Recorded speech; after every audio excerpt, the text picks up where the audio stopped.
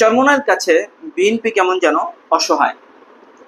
সম্প্রতি বাংলাদেশের যে রাজনৈতিক প্রেক্ষাপট, এই প্রেক্ষাপটে আমরা যারা এই বিষয়ে খোঁজখবর রাখি, আমরা খুব ভালোভাবেই যদি লক্ষ্য করি তাহলে বুঝতে পারবো বিএনপি খানিকটা একেবারে একা হয়ে গিয়েছে। বিএনপি একটা সঙ্গী শূন্যতায় ভুগছে। একসময় বিএনপির মিত্র, সবচেয়ে বড় যে মিত্র জামায়াত ইসলামী বাংলাদেশ, সেই জামায়াত ইসলামী কিন্তু এখন বিএনপির সবচেয়ে বড় প্রতিদ্বন্দ্বীতে পরিণত হয়েছে। দেখেন, সবাই কিন্তু বিএনপির যে চলমান কর্মকাণ্ড, সে কর্মকাণ্ড নিয়ে সমালোচনা করছে ইনিয়ে বিনিয়ে, কিন্তু এর মধ্যে শুধুমাত্র ইসলামী আন্দোলন বাংলাদেশ বাঘের বাচ্চার মতো হুঙ্কার দিয়ে বিএনপির যে সমস্ত অসঙ্গতিগুলো রয়েছে, যে সমস্ত অনৈতিক কর্মকাণ্ডগুলো রয়েছে, এগুলোর বিরুদ্ধে একেবারে অপ্রতিরোধ্য ভাষায় তারা কিন্তু সমালোচনা করেই যাচ্ছে। তাদের কথাবার্তা, তাদের বডি ল্যাঙ্গুয়েজ, তাদের যেই ভাষা, তা দেখে কখনোই এটা বোঝার কোনো উপায় নেই যে তারা বিএনপিকে একেবারে কোনোভাবে ভ্রুক্ষেপ করছে। বরঞ্চ তাদের কথাবার্তা শুনে এমন মনে হচ্ছে যে তারা বিএনপিকে যেন পাত্তাই দিচ্ছে না। দেখেন, জামায়াতও কিন্তু বিএনপির সমালোচনা করছে। তাদের ভাষারও একটা এরকম যে কোনো কিছু সমালোচনা করতে গেলে তারা বলে যে অমুক দল, একটি দল এরকম করছে, এটি কখনো ভালো না, অমুক দল তমুক দল, একটি দল, এ ধরনের কেনায়া অর্থাৎ অস্পষ্ট ভাষা ব্যবহার করে সমালোচনা করা হচ্ছে। কিন্তু চরমোনাই কিন্তু কোনো অস্পষ্ট ভাষা নয়, তারা কিন্তু একেবারে বিএনপির নাম নিয়ে একেবারে কোট আনকোট সমালোচনা করছে।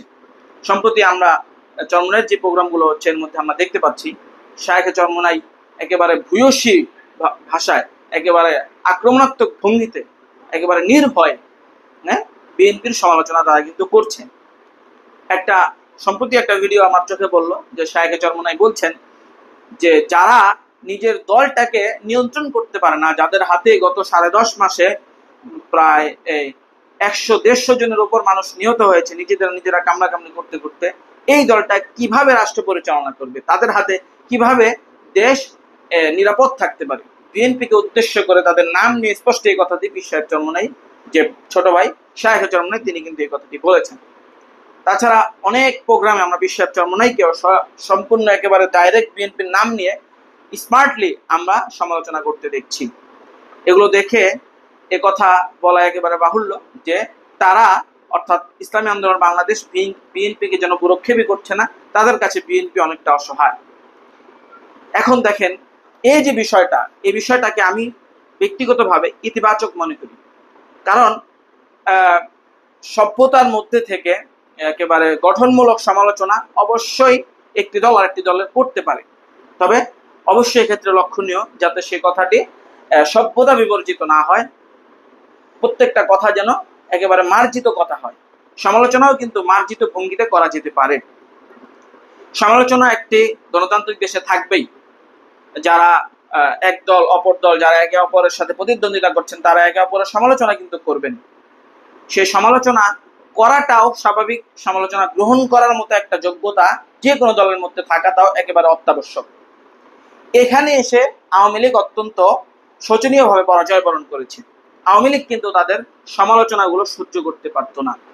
তারা ক্ষমতার বাইরে থাকা অবস্থায় যারা তাদের সমালোচনা করত, যারা তাদেরকে এই সমালোচনার মাধ্যমে দমানোর চেষ্টা করত, সেই দলগুলোকে কিংবা সেই শক্তিগুলোকে কিন্তু আওয়ামী লীগ ক্ষমতায় আসার পরে একেবারে নাস্তানাবুদ করে দিয়েছে। একেবারে তাদেরকে মাটির সাথে মিশিয়ে দেওয়ার চেষ্টা করেছে, যা কখনো একটি গণতান্ত্রিক এবং একটি সভ্য রাষ্ট্রের জন্য সমীচীন কোনো কাজ হতে পারে না। আওয়ামী লীগ এটা কিন্তু দুঃখজনক হলেও সত্য করেছে, আর এর শাস্তিও কিন্তু আওয়ামী লীগ অত্যন্ত নেক্কারজনকভাবে ভোগ করছে। এই জন্যই মূলত আওয়ামী লীগ একেবারে মাটির সাথে মিশে গিয়েছে। এখন বাংলাদেশের সবচেয়ে বড় রাজনৈতিক দল যেহেতু বর্তমান পরিস্থিতি বিএনপি, সেক্ষেত্রে অন্য যারা বিএনপির প্রতিদ্বন্দ্বী আছেন বর্তমানে বা আগামীতেও যারা হবেন, তারা কিন্তু বিএনপির সমালোচনা করবেন, এটাই স্বাভাবিক। কিন্তু এই সমালোচনাগুলোকে হজম করে, এর থেকে শিক্ষা গ্রহণ করে, নিজেদেরকে শুধরে নিয়ে যদি আগামীর পথ চলা কিভাবে সঠিকভাবে চলা যেতে পারে, এই দিকটা যদি বিএনপি ফোকাস করে এবং এই দিকেই যদি বিএনপি হাঁটে, তাহলে আগামীতে তাদের যে রাজনৈতিক যে ভবিষ্যৎ, সে ভবিষ্যতের জন্য এটি একটি অত্যন্ত পজিটিভ একটি দিক হবে।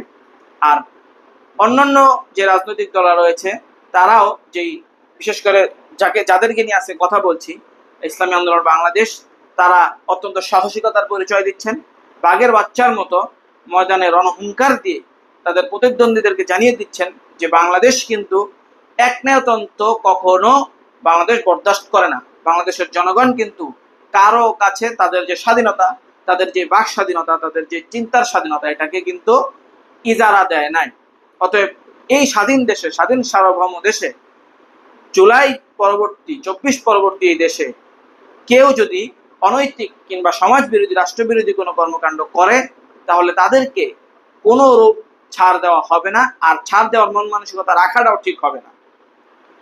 এই জন্য আমি মনে করি যে ইসলামী আন্দোলন বাংলাদেশের এই সাহসী যেই পদক্ষেপ এবং তাদের যেই বর্তমান যে মুভমেন্ট, সেই মুভমেন্ট থেকে অনুপ্রাণিত হয়ে অন্য অন্য দলগুলো তাদের যে গণতান্ত্রিক ধারায় তাদের যেই আন্দোলন সংগ্রাম, তাদের যেই পলিসি মেকিং এবং তাদের যে রাজনীতি সেটি করবেন, এবং কোনোভাবেই বাংলাদেশের যেই একেবারে নিরপেক্ষ এবং অংশগ্রহণমূলক যে রাজনৈতিক বন্দোবস্ত, সেই বন্দোবস্তটিকে যেন ক্ষতিগ্রস্ত কোনোভাবেই কেউ না করতে পারে, সেই দিকটাও প্রত্যেকটা রাজনৈতিক দল যত্নবান হবেন বলে আমি বিশ্বাস করি। আল্লাহ আমাদের সকলকে তৌফিক দান করেন। আমিন ইয়া রাব্বাল আলামিন।